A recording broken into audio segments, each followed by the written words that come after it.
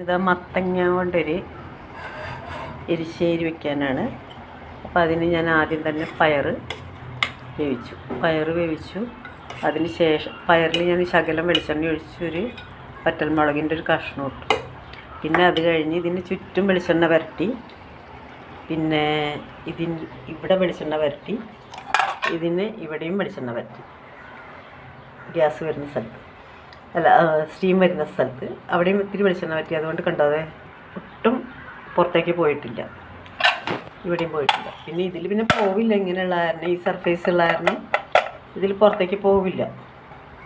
അതെ, അവിടെ ഒന്നും പൊങ്ങി വന്നിട്ടില്ല, കണ്ടോ, നല്ല ക്ലീനായിട്ട് തന്നെ ഇരിക്കുന്നുണ്ടില്ലേ.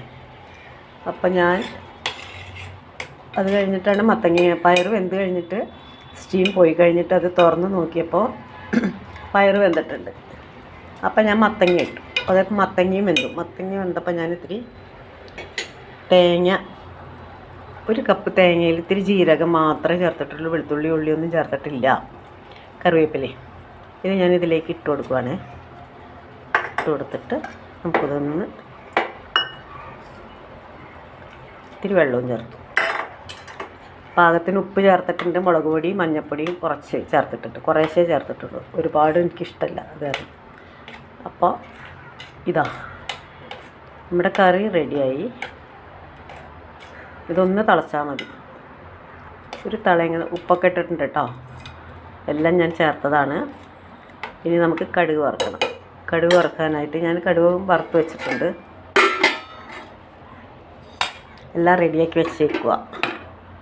കടുകിന് ഞാൻ ഇത്തിരി കടുക് ഇട്ടു, ഉഴുന്നുപരിപ്പിട്ടു, ഒരു വറ്റൽമുളക് ഇട്ടിട്ടുള്ളൂ, കറിവേപ്പില അതിലിട്ടിട്ടുണ്ട്. പിന്നെ കറിവേപ്പില വേണമെങ്കിൽ ഇട്ടാൽ മതി. എരിശ്ശേരിക്ക് ഞങ്ങൾ സാധാരണ കറിവേപ്പില ചേർക്കാറില്ല. പിന്നെ ഇത്തിരി തേങ്ങയും എല്ലാം കൂടി റെഡിയാക്കി വെച്ചിട്ടുണ്ട്. അപ്പോൾ ഇത് തള വന്നു, ഇതിലേക്ക് നമുക്കത് ഇതും ഇട്ട് കൊടുക്കാം. അപ്പം നമ്മുടെ എരിശ്ശേരി റെഡി ആയിട്ടുണ്ട്. നിങ്ങൾക്ക് ഇഷ്ടപ്പെടുകയാണെങ്കിൽ ഒരു ലൈക്ക്, കമൻറ്റ്, ഷെയർ, സപ്പോർട്ട്. കേട്ടോ, ഞാനിത് ഗ്യാസ് ഓഫ് ചെയ്തു. എരിശ്ശേരി റെഡി ആയിട്ടുണ്ട്.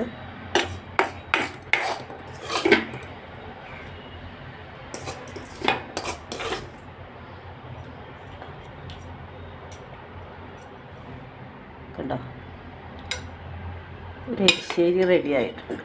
പിന്നെ ഞാനൊരു മാമ്പഴക്കറിയും വെച്ചിട്ടുണ്ട്. ഇതാ നമ്മുടെ ചന്ദ്രക്കാരൻ മാങ്ങ തീരാറായി തുടങ്ങി. ഇത് ഇനി കുറച്ചും കൂടി വീഴുന്നുണ്ട്. ഇതും കൂടി ആയാൽ നമ്മുടെ ഈ കൊല്ലത്തെ മാമ്പഴ പുളിശ്ശേരിയുടെ കാലാവധി തീരും. അപ്പോൾ തീരുന്നവരെ പിന്നെ തൈരുണ്ട്, തൈരല്ല മോരാണ് കേട്ടോ, മോരുണ്ട്, അച്ചാറുണ്ട്. ഇത്രയൊക്കെ തന്നെയുള്ളൂ ഇന്ന്.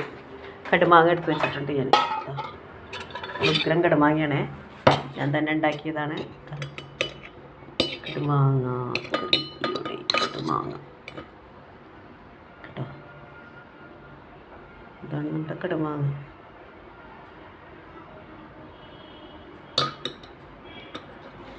അപ്പോൾ അതൊക്കെയാണ് ഇന്നത്തെ ഉച്ചയ്ക്ക്.